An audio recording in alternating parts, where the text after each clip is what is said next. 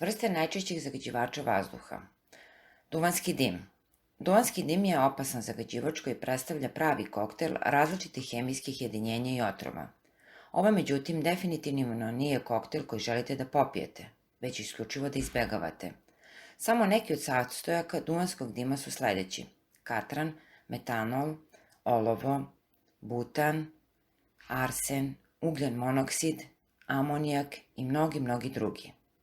Kada se još uzme obzir da tokom paljenja cigarete temperatura u istoj dostižu nekoliko hiljada stepeni i da dolazi do nasilnih hemijskih reakcija tokom paljenja, onda postaje još očiglednije koliko je u stvari duvanski dim otrovan. Paljenjem cigarete, duvanski dim širi različit spektar izrazito otrovnih sitnih čestica veličine od 0,1 do 1 mikrona.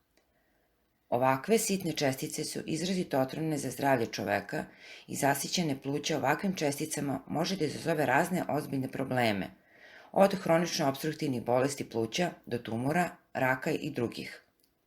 Na drugom mestu je gar, čađ, smog i druge pošasti života u gradovima. Po podacima Svetske zdravstvene organizacije, zagađenje vazduha je doprinelo 6,7% od ukupnih smrti 2018. godine na celom svetu. PM čestice predstavljaju pošast života u urbanim sredinama.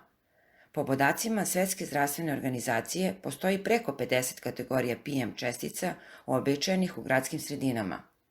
Ove čestice, kada uđu u ljudski organizam, mogu napraviti ozbiljne probleme u kardiovaskularnom sistemu kao i mnogim drugim organima. Na zapadu glavni izvor zagađenja su saobraćajna industrija.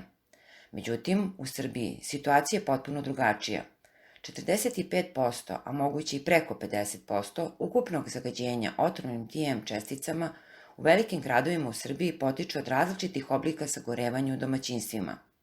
Ovo takođe ne znači da ljudi koji žive u manjim gradovima i mestima mogu da se opuste. U takvim mestima procenat onih domaćinstava koja koriste sagorevanje je još veći. Ukoliko dođe do stvaranja povoljnih atmosferskih uslova, može doći do pojave smoga.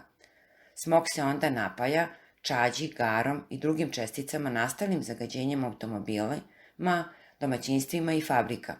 Ovaka otrovna atmosferska prilika može ozbiljno ugroziti zdravlje ljudi. Na trećem mestu je prašina. Prirodna erozija materijala, polen, mikroskopski organizmi, razni oblici peruti, životinjska i ljudska, svi čine prašinu. Takođe postoji prašina koja nastaje aktivnostima ljudi. Čestice prašine se razlikuju kako po sastavu, tako i po veličini. Postoje čestice krupne prašine, često vidljive, i manje čestice, takozvane fine prašine. Ove čestice fine prašine predstavljaju poseban rizik po zdravlju ljudi jer mogu doći duboko u pluća, da će onda te ultrafine čestice biti upijene u krvotok.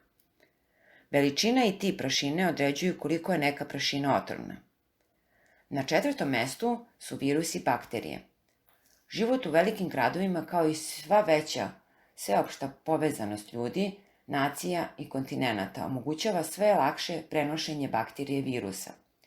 Poslednji primer je epidemija koronavirusa COVID-19 u 2020. godini koja je lako prešla na nivo globalne epidemije iz Kine za samo par meseci. Mikrobi Escherichia coli, stafilokoke i slično su često prisutni u vazduhu, što čini osobe sa oslabljenim imunitetom posebno ugroženim. Bacili tuberkuloze, spore plesni, buđi takođe postaju sve prisutniji u našim životima, što predstavlja ozbiljan rizik po zdravlje.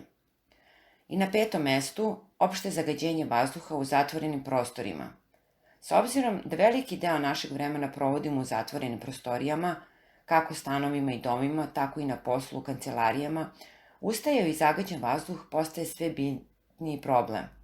Nekada je rešenje bilo provetravanje, ali s obzirom na kvalitet vazduha napolju ovo i nije dobra ideja. Međutim, ukoliko se ne otvara, onda vazduh u zatvorenom prostoru takođe postaje rizičan, s obzirom da vazduh u zatvorenim često može biti i nekoliko puta zagađenije od spoljnjeg. Čini se kao da rešenje za ovu situaciju i nema. Rešenje ipak postoji. To su prečišćivači vazduha.